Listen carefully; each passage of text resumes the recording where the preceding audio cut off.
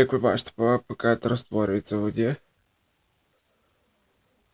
Почав розтворюватися в воді.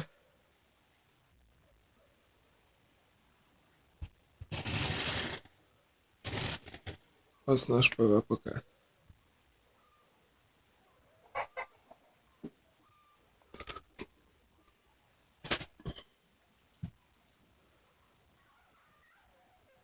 Так, розтворюється в воді.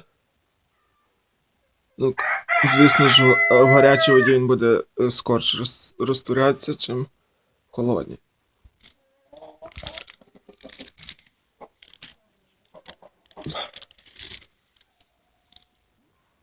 Бачите, майже розтворився в воді. От можемо подивитися, зорий бойл наш вже сплив, тому подібне. От ПВ-пакет розтворюється. Бачите, вже наживка вся наша, прикормка вся наша на дні. Як ви бачите, ПВ-пакет.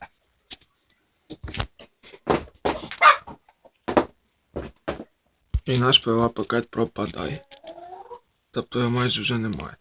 Все, дякую за перегляд, скоро нового відео, ставте лайки, підписуйтесь на мій канал, на мою групу ВКонтакті.